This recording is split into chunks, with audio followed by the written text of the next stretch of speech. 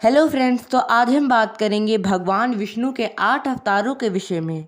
पुराणों के अनुसार तो भगवान विष्णु के कुल 24 अवतार हैं, परंतु हमने इस वीडियो में भगवान विष्णु के प्रमुख 8 अवतारों की ही चर्चा की है। वीडियो स्टार्ट करने से पहले अगर आप हमारे चैनल पे नए आए हैं तो प्लीज़ हमारे चैनल को सब्सक्राइब कर दें और बेल आइकन को प्रेस कर दें, जिससे हमारी लेटेस्ट अपडेट आपके पास सबसे पहले पहुँचे।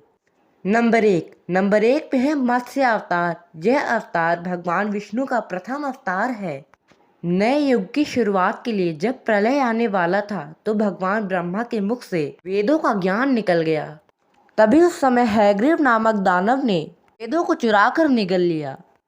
वेदों को बचाने के लिए और हैग्रीव दानव का वध करने के लिए भगवान विष्णु ने मत्स्य अवतार लिया था। कूम्र अवतार। यह अवतार भगवान विष्णु ने सतयुग में लिया था। भगवान विष्णु ने कूम्र अवतार एक कछुए के रूप में लिया था।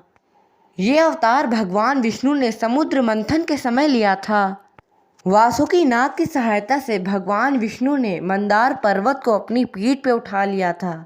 भगवान विष्णु ने मंदार पर्वत को अपनी पीठ पर उठाकर समुद्र मंथन के समय देवताओं की सहायता की थी, ताकि देवताओं को अमृत प्राप्त हो सके। वराह अवतार। भगवान विष्णु ने यह अवतार सतयुग में लिया था। जब राक्षस हिरण्याक्ष ने पृथ्वी को जल में डुबा दिया था तो पृथ्वी का उद्धार करने के लिए और राक्षस हिरण्याक्ष का वध करने के लिए भगवान विष्णु ने यह अवतार धारण किया। तो अब हम बात करते हैं भगवान विष्णु के चौथे अवतार भगवान नरसिम्हा के विषय में। भगवान नरसिम्हा ने अपना यह अवतार एक बहुत ही पापी राक्षस हिरण्याकश्यप का वध करने के लिए लिया था। हिरण्याकश्यप ने अपने आप को भगवान घोषित कर दिया था, परंतु हिरण्याकश्यप का एक पुत्र था, इसका नाम था प्रहलाद। प्रहलाद भगवान विष्णु का परम भक्त था। हिरण्याकश्यप ने अपने पुत्र प्रहलाद को मारने के लिए अनेकों बार षड्यंत्र किए, परंतु वो अपने किसी भी षड्यंत्र में कामयाब नहीं हो पाया था। जिस दिन हिरण्याकश्यप के पापों का घड़ा भर गया, उस दिन भगवान विष्णु ने नरसिंह अवतार लेके हिरण्याकश्यप का वध कर दिया। तो अब हम चर्चा करते हैं भगवान विष्णु के 5वें अवतार वामन अवतार के विषय में। भगवान विष्णु का ये त्रेता युग में प्रथम अवतार था। जब महाप्रतापी असुर राज बलि ने तीनों लोकों पर विजय प्राप्त कर ली तो भगवान विष्णु ने वामन अवतार लिया। जब भगवान विष्णु वामन अवतार में महाराज बलि के पास जा रहे थे तो उन्होंने एक छोटे ब्राह्मण का वेश धारण कर लिया और महाराज बलि के पास गए।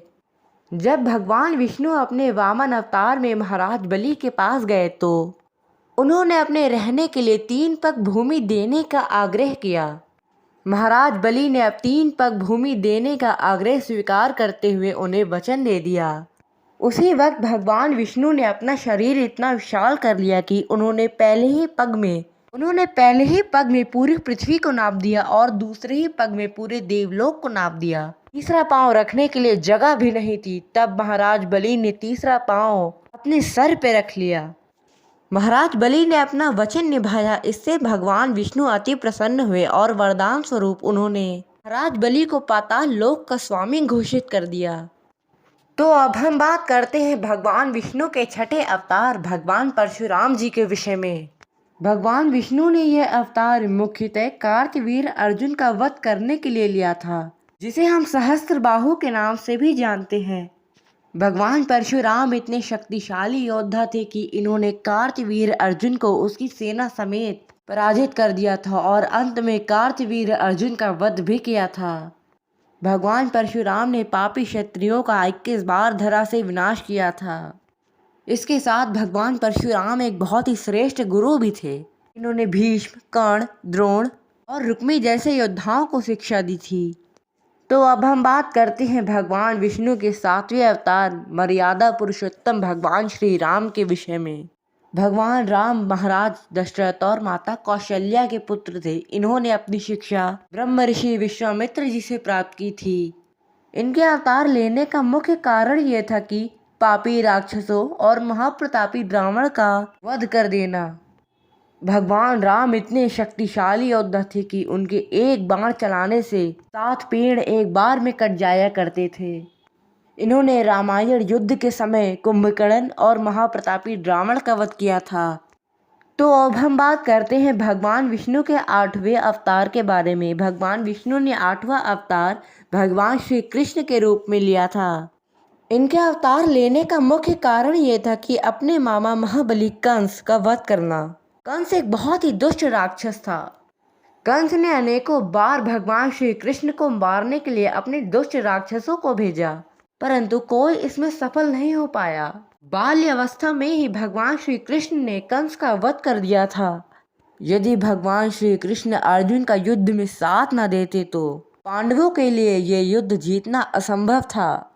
भगवान श्री कृष्ण ने अपनी बुद्धि का उपयोग करके पांडवों को जीत दिलाई थी। अगर आपको हमारी वीडियो अच्छी लगी हो तो प्लीज़ लाइक करें। आपने अभी तक हमारे चैनल को सब्सक्राइब नहीं किया है तो प्लीज़ सब्सक्राइब करें और बेल आइकन को प्रेस कर दें, जिससे हमारी लेटेस्ट अपडेट आपके पास सबसे पहले पहुंचे।